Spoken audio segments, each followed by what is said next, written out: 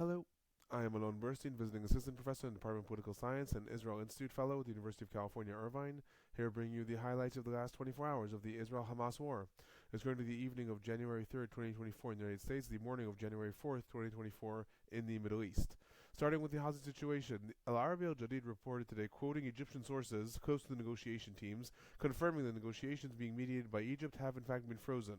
The newspaper also quoted sources in Hamas stating that the negotiators are embarrassed by the assassination of Salah al-Aruri that occurred yesterday, and that specifically noting that the assassination occurred while all parties to the negotiations were seeing positive signs that the parties were coming together. Right now, the Egyptian channel is frozen.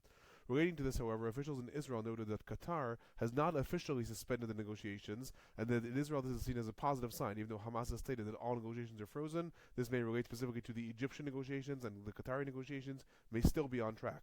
Other news related to the hostages, the IDF reported today that Sahar Baruch, who was one of the people in captivity and was confirmed dead by the IDF now confirms he was killed during a rescue operation several days ago.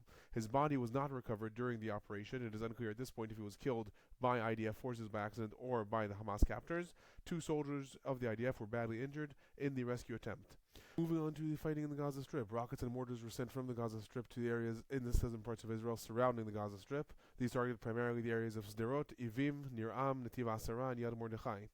In the Gaza Strip itself, in the northern parts, the IDF is continuing its operation in the Darj Tufah area. This is the last Hamas stronghold held in the northern part of the Gaza Strip. Several gun battles were reported throughout the day. In addition, in the central part of the Gaza Strip, air attacks were reported in the agricultural lands surrounding the Nusirat refugee camp. This is significant because before the IDF launched its ground invasion of the north and its ground invasion of Khan Yunis, in both cases, it started with massive bombings of the agricultural areas around the cities. Right now, there's massive bombing reported in the agricultural area around the Nusirat refugee camp. This may be preempting an IDF ground invasion to the area. Moving down south, in the Ma'an village near Khan Yunis, there were drone attacks reported, and one person was reported killed from a missile attack. This fits the profile of what is usually targeted assassinations the IDF carries out. There's no reports who that person was killed. Other major airstrikes were also reported in Khan Yunis against the Palestinian Islamic Jihad weapons laboratory, as well as a bombing that occurred near the Al Amal hospital in the last 24 hours. Other news down south, the IDF is continuing its operation to take over the Khirbat Khuzah area. This is the area in the most eastern southern part of the Gaza Strip, close to the border with Israel. Raids were carried out against the municipality and schools in which Hamas operatives were holding up, and there are reports that the IDF is going street by street, calling upon Hamas operatives to surrender and stating your commanders have abandoned you, now you have no choice but to surrender. Other news relating to the Gaza Strip, the IDF continued to publish evidence that Al-Shifa hospital was used as a main base of Hamas. The New York Times reported today that U.S. intelligence believes that Hamas evacuated the hospital several days before the IDF raids, and that hostages were being held there and Hamas evacuated them from there as well. Regarding casualties in the last 24 hours, 1 IDF soldier is reported killed, bringing the total number of IDF soldiers that have been killed in the Gaza Strip since the ground invasion began to 171, and 993 IDF soldiers are reported injured. The Palestinian Health Ministry in the Gaza Strip is reporting that 128 Palestinians were killed in the Gaza Strip in the last 24 hours, bringing the total number of Palestinians that the Palestinian Health Ministry is reporting killed at 22,313 since the war began, with 57,296 reported injured. Moving on to the West Bank, there is an ongoing operation of the IDF going on in the Nur Shams refugee camp near Tulkarem. This is a large-scale operation that has been going on for over 20 hours and includes 5 IDF brigades that are operating in the area. According to reports, they have uncovered substantial weaponry and different weapons labs, and that this operation has involved 2 airstrikes that were carried out. Gun battles are reported within the Nur Shams refugee camp. There is no report about how many people are currently injured. 8 Palestinians are reported to have been arrested so far. Other substantial IDF activity was reported in the Kalkilia area. 4 Palestinians were arrested. A total of 18 Palestinians were arrested in the West Bank in the last 24 hours. Other news related to the West Bank, there's a general strike that occurred today in many different areas, in Ramallah, Jenin, Nablus, and other areas. Reportedly, this is due to official mourning for the assassination of Salah al-Aruri. Importantly, some of these strikes were declared by the Fatah movement, such as the one in Ramallah, whereas others were declared by Hamas movement, such as the one in Nablus. Moving on to the northern parts of Israel, southern parts of Lebanon, rockets or missiles were sent from Lebanon towards Israel today. Hezbollah claimed responsibility for 11 different rocket and mortar attacks and missiles that were fired against Israel, including against IDF outposts. Among them, they targeted the areas of Bironit in the Western Galilee, Dovev in the Upper Galilee, and 4 Burkan missiles were reportedly sent towards different areas in Hardov. IDF retaliations. Sky News reported that a local Hezbollah leader, Hussein Yezbek, was killed in a retaliation in Anakura area, and in this attack, 3 to 4 other people were also killed.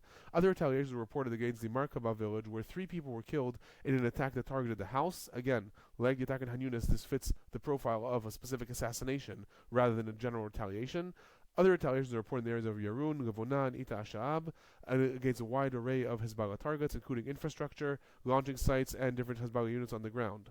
Other news related to the north, the leader of Hezbollah, Hassan Nasrallah, gave a speech today, and he called upon Gaza to continue its resistance, stating that Hezbollah entered the war on October 8th, and as a result, it weakened Israel dramatically.